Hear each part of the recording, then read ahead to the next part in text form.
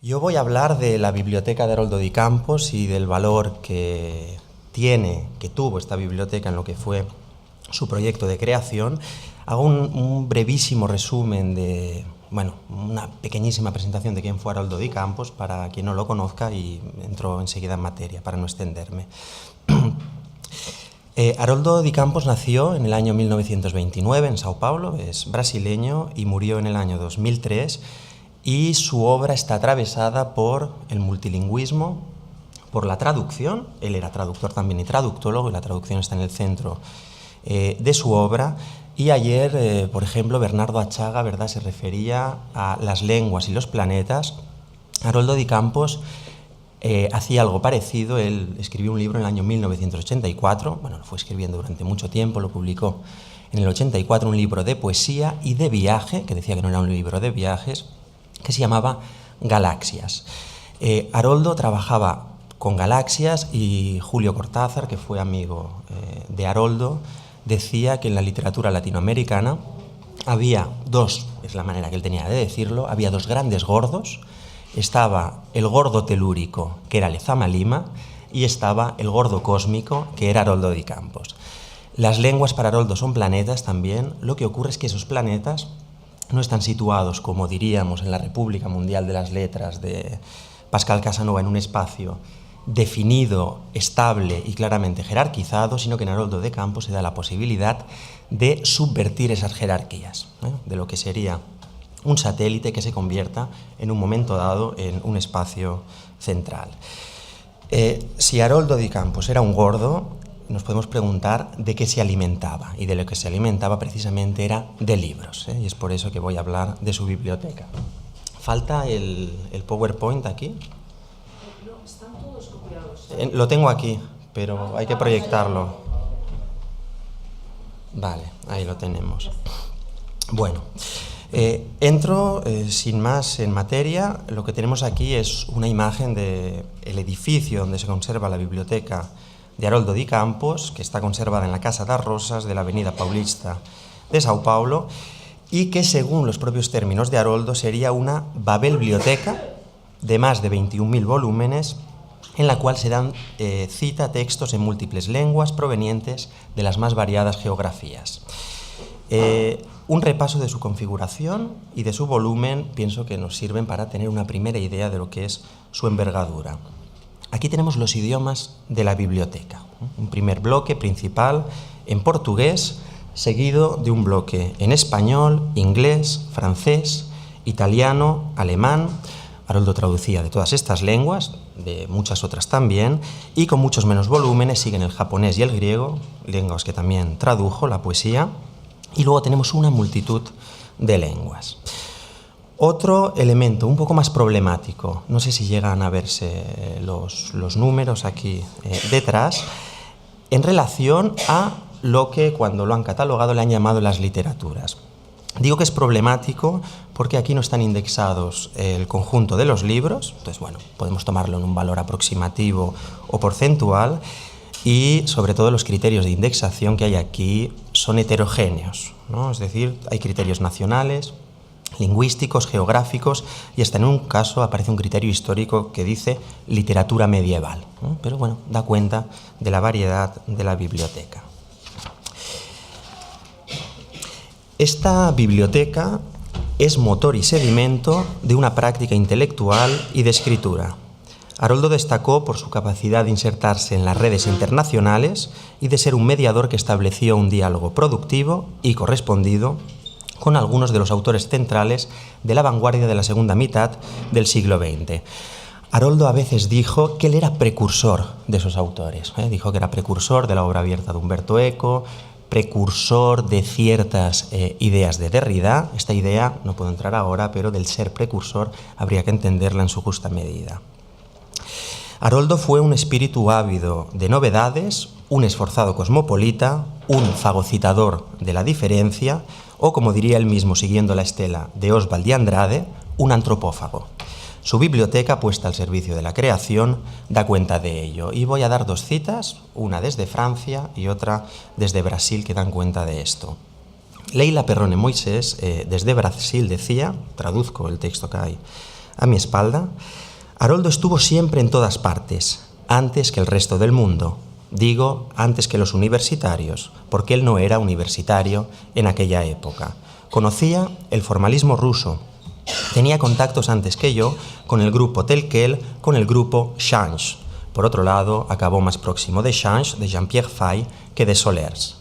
Fue el primero que entró en contacto con Todorov, Kristeva, con todo el mundo. Y escribía Derrida en el año 1996, en un homenaje a Haroldo.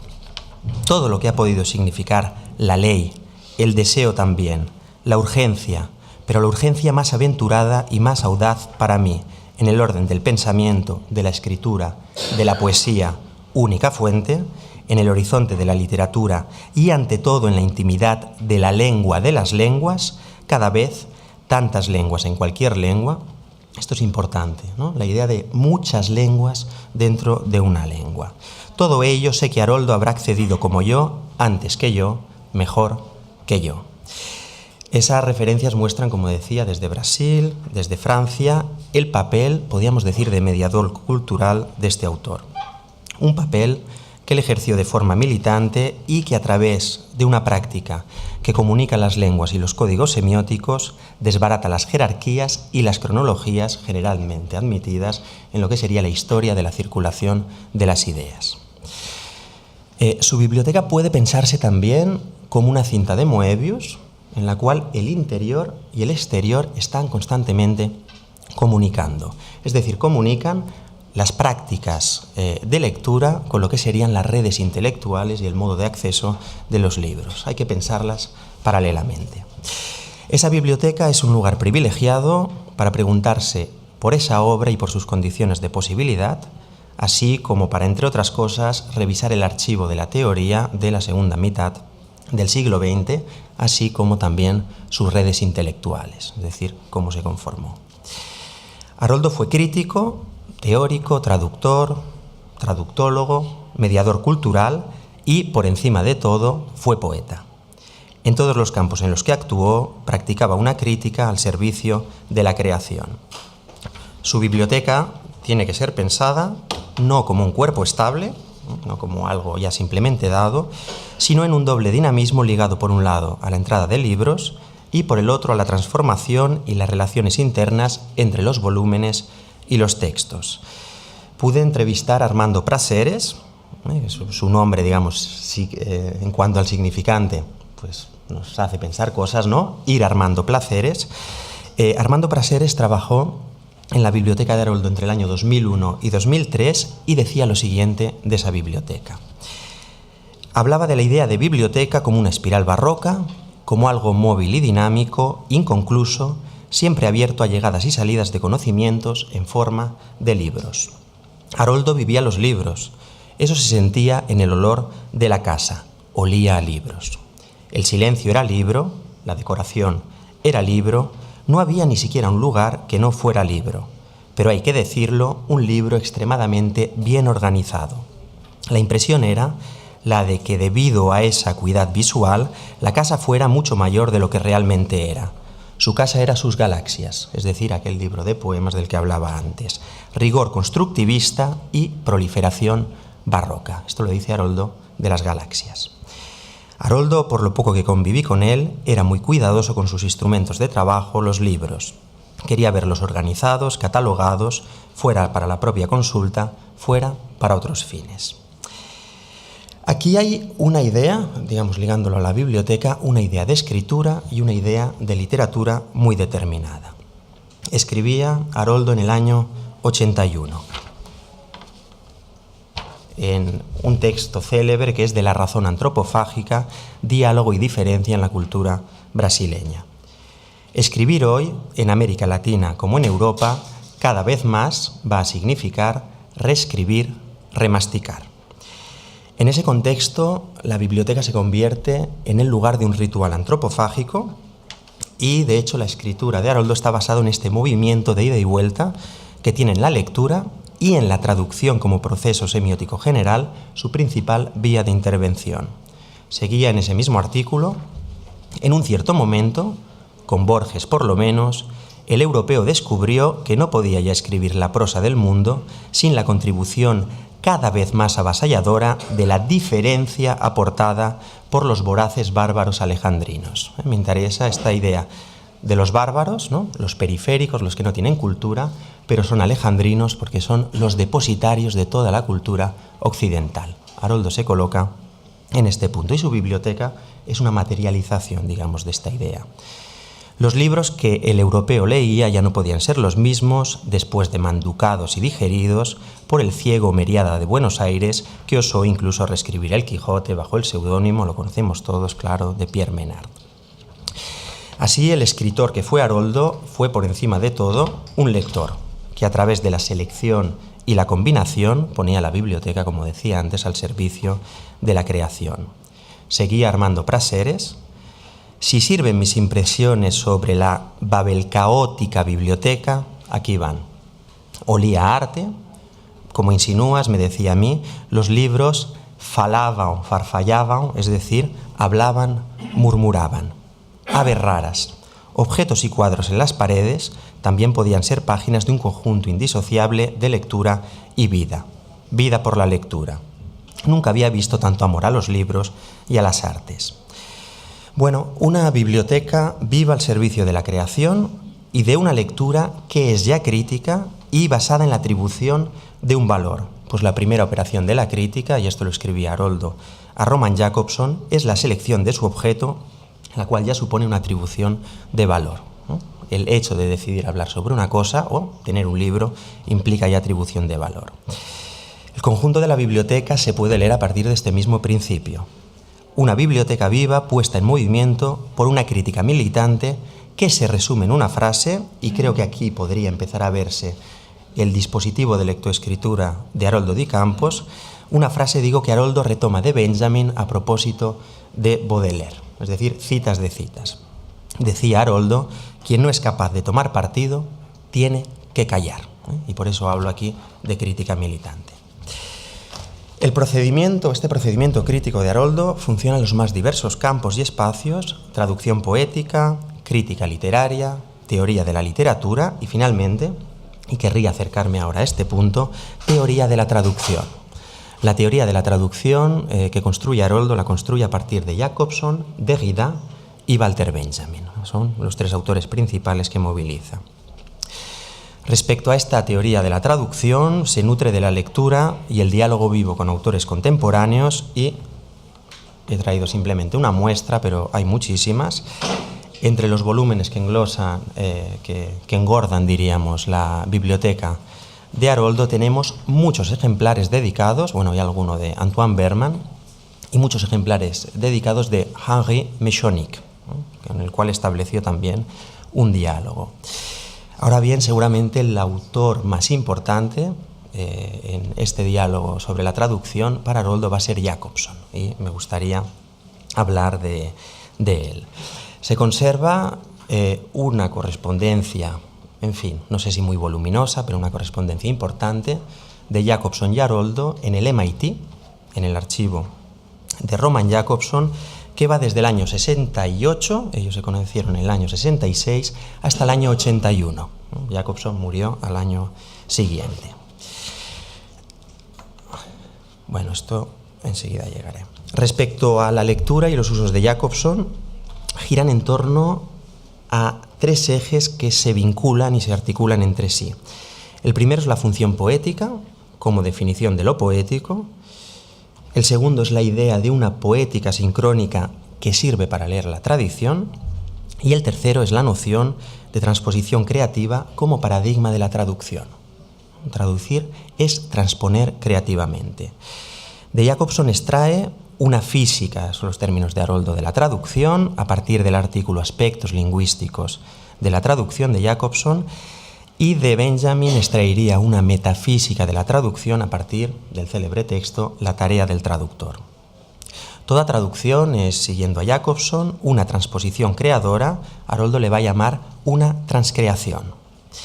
Esa teoría de la traducción se apoya, como decía, en la poética sincrónica de Jakobson, que le va a permitir a Haroldo especificar, es decir, plantear operacionalmente un poco mejor la idea de paideuma que viene de Ezra Pound y que él ya había movilizado. La relación de Haroldo con Jacobson, decía, es fundamental para su teoría de la traducción, y el estudio de su correspondencia yo diría que da cuenta de una amistad en el lenguaje. Haroldo y Jacobson eran amigos, y eran amigos gracias precisamente a una misma relación con el lenguaje. Paso esto, en todo caso vuelvo.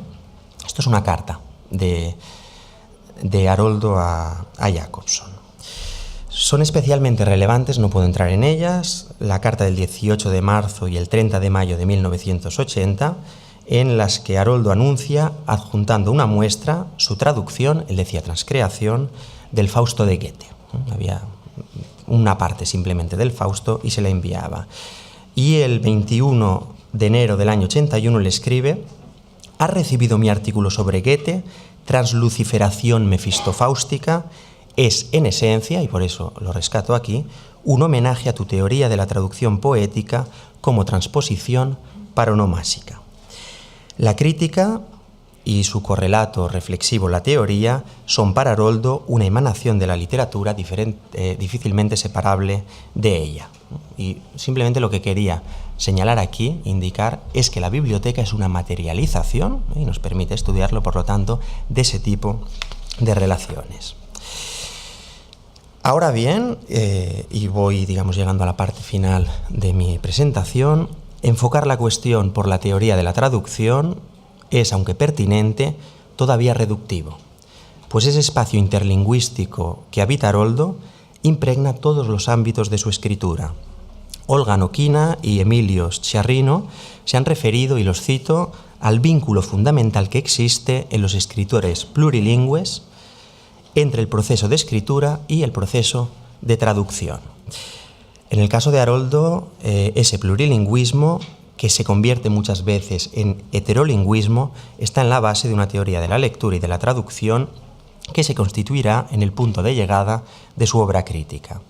La idea de viaje, Augusto Di Campos, que es el hermano de Haroldo, habla del lenguaviaje, el lenguaviaje, que es un viaje vía lenguaje. La idea del viaje es fundamental para entender lo que está aquí en juego. La biblioteca es sedimento de viajes, es testimonio de redes intelectuales. Esto es una aproximación parcial, pero Haroldo Di Campos estableció relaciones íntimas con estos autores y con muchos otros que aquí no están, que conectan un espacio, una red, una constelación, diríamos, internacional. Al mismo tiempo, la lectura y las escrituras que las movilizan y en las que desembocan son también un viaje. Es decir, están los viajes que Haroldo hizo, pero están los viajes en la lectura y los viajes en la escritura. El poemario, podríamos decir también Poema Río Galaxias, del año 84, no es, decía Haroldo, un libro de viajes, porque es él mismo una creación móvil, una obra permutable en constante desplazamiento, juego de páginas móviles intercambiables. Como escribe, no lo tengo aquí, como escribe en una nota al libro, lo cito: a medida que el viaje textual se desarrolla, el idioma materno, va mostrando toda su capacidad de metáfora y metamorfosis, incluso por apropiación y expropiación de otras lenguas, por transgresión y transcriación. Eso mismo se observa en la circulación de temas y procedimientos en la obra de Haroldo. Así, en un artículo del 67, a palabra vermella, la palabra roja, Haroldo se refiere a la traducción que Hölderlin hizo de la Antígona de Sófocles, y concretamente a su traducción de una expresión griega que el poeta alemán habría traducido, erróneamente suele decirse, por el sintagma la palabra roja. Sería una expresión figurada que querría decir la palabra sombría, y Hölderlin la habría traducido mal, literalmente. Esa traducción literalizante, que provocó en su momento la risa de Goethe, Schiller y Voss, es transformada por Haroldo en una estrategia de deconstrucción de la acción monolingüe del lenguaje, que tiende a someter el texto de origen a los parámetros de la lengua de llegada, al tiempo que invisibiliza la tarea del traductor. Ayer se habló, por ejemplo, de Lawrence Venuti. Bueno, las reflexiones de Lawrence Venuti tendrían mucho que ver con esto. La crítica se prolonga en una retraducción que da razón de los planteamientos de Tuablesa cuando afirma que traducción es traducciones. Es decir, que la traducción está hecha para volverse a traducir, es un movimiento infinito. El entendimiento de la escritura como reescritura va de la mano del convencimiento de que traducir no es copiar servilmente un original, sino producir algo nuevo, no necesariamente peor que lo traducido. Y esto sería un punto importante de la práctica y de la teoría de Haroldo. En este sentido, este autor se inserta en una larga tradición derivada del primer romanticismo alemán, y aquí Haroldo también coincidiría con una afirmación provocativa de Mechonic, del que decía que se conservan muchas dedicatorias en su biblioteca. Mechonic gustaba de decir que los traductores habían equivocado de patrono, no tenía que ser San Jerónimo, sino que tenía que ser Caronte, porque muchas veces los traductores lo que hacían era trasladar no la poesía viva, sino los cuerpos muertos. Una afirmación provocativa. Esto mismo es lo que habría dicho Benjamin mucho tiempo antes, diciendo que algunos traductores se dedican a la transmisión inexacta de un contenido inesencial. Haroldo lo que plantea es que para traducir lo esencial lo que hay que hacer es traducir la forma y construir, digamos, relaciones análogas y relaciones también que pasan por una reescritura, por una apropiación.